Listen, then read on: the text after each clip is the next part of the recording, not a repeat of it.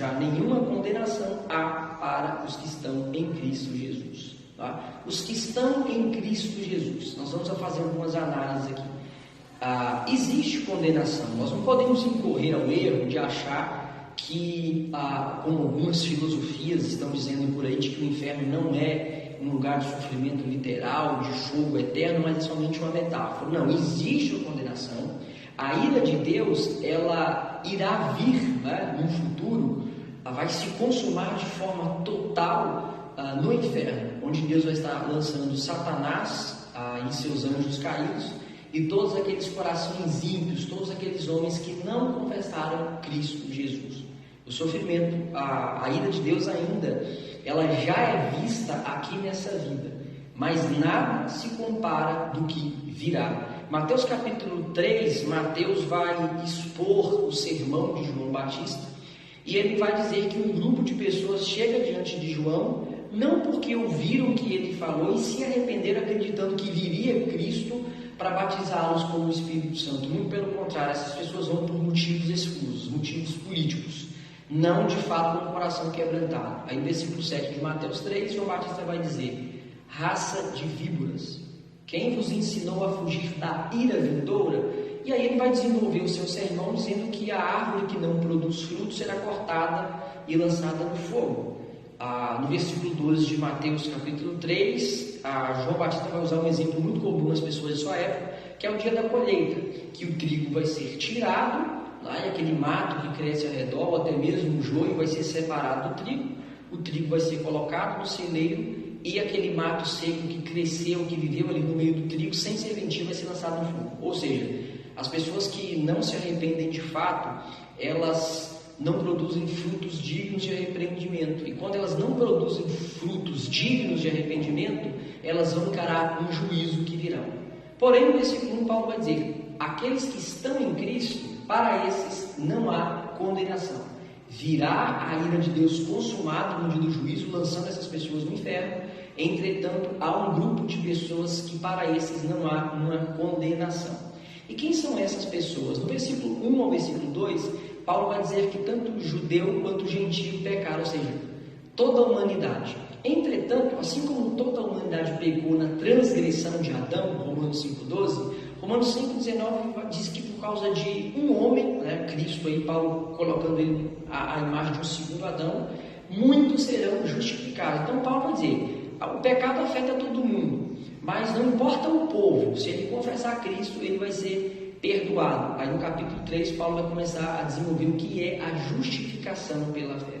Aqueles que creem pela fé, eles seguem as pisaduras. No capítulo 4 de Romanos, Paulo vai nos deixar a informação de dois personagens bíblicos do Antigo Testamento muito importantes para os judeus, que é Davi e Abraão.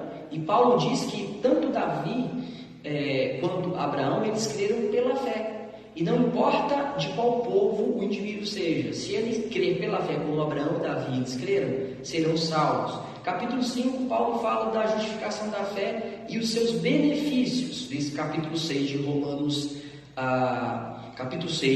Paulo vai dizer que o indivíduo ele fica livre do pecado. Capítulo 7, livre da lei. E aqui no capítulo 8, no versículo 1, Paulo fala que esses, do capítulo 1 ao capítulo 8, que ele já veio na sua epistemologia explicando, para esses não há condenação. Porém, a ira de Deus, como eu disse no início, ela já começa aqui na terra, porque todo homem ele nasce culpado.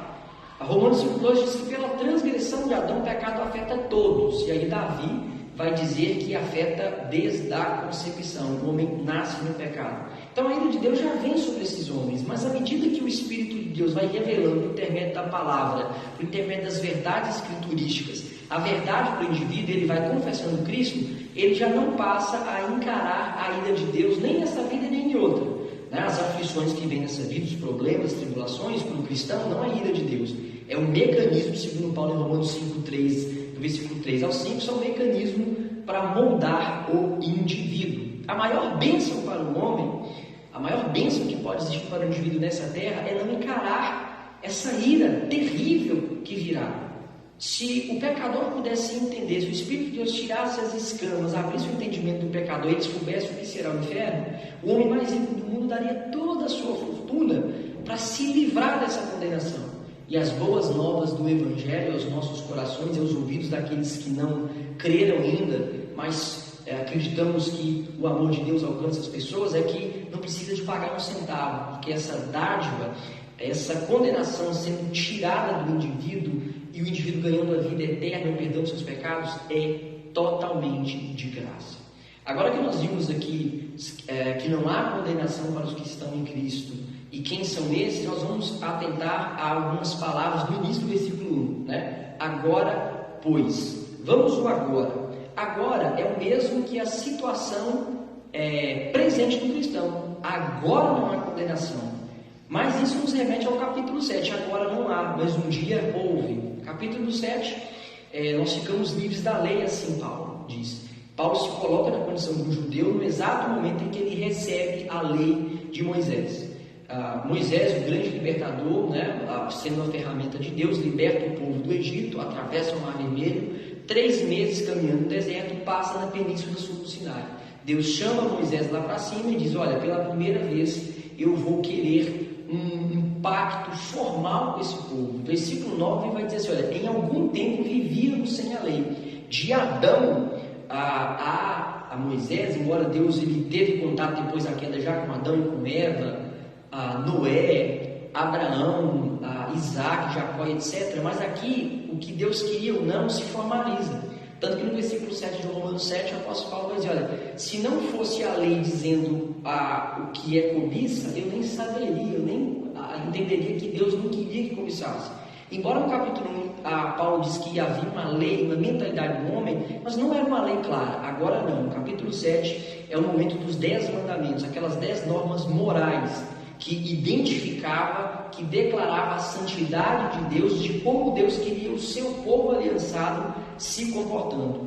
Só que o problema, que no versículo 24 de Romanos 7, Paulo, como eu disse, colocando a condição de um judeu, tentando cumprir a lei com as próprias obras, ele fala assim: desaventurado o homem que sou, quem me livrará do corpo dessa morte? Do versículo 24, numa ordem decrescente, nós vamos ver que o judeu, ele recebe a lei e ele pensa: é só cumprir essas 10 regrinhas que eu vou ser salvo pelos meus próprios atos. Só que no versículo 8 de Romanos 7, versículo 9, vai dizer que aparece um elemento entre a lei de Deus e o homem que impossibilita o homem de cumprir a lei de Deus. Versículo 12 de Romanos 7 vai dizer que o mandamento é bom, é justo e é santo. O problema é que aquele mandamento ele é colocado diante de homens que não são bons, que não são justos, que não são santos. Capítulo 3 de Romanos, a partir do versículo 10, Paulo vai falar da situação espiritual do indivíduo. Diz que não há um justo sequer quando Deus ele olha no céu. Paulo cita aí o Salmo de número 53, verso 1 ao 3, o Salmo 14 que repete o Salmo 53. Paulo vai dizer: olha, esses homens estão mortos, eles são inimigos de Deus, eles não querem Deus. Então não havia um homem justo sequer. E a lei de Deus ela é dada nesse contexto, onde que o homem é dominado pelo pecado. Versículo 15 de Romanos 7, Paulo vai dizer: olha, por que eu faço o que eu odeio? Ou seja, o judeu diante da lei, ele lia, ele entendia que a lei era boa, era santa, porque tudo que vem de Deus é bom, é justo. Romanos 12, 2 diz que a vontade de Deus é boa, perfeita e agradável. Então ele até tentava, ele sabia que a lei era boa, ele sabia que se ele cumprisse, ele ganharia o bem de Deus, ele seria salvo, ele seria considerado justo pelas suas próprias forças tentando cumprir a lei de Deus. Mas havia o elemento. A lei de Deus é colocada de um homem depravado, totalmente dominado pelo pecado.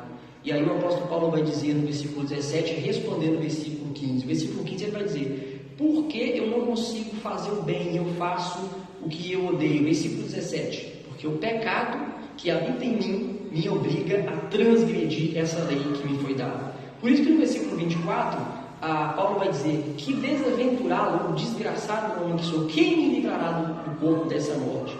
Então, quando Paulo fala: olha, agora não há condenação, mas um dia houve. A lei não foi dada para salvar, porque o pecado vai enfraquecê-la. Nós vamos ver nos versículos que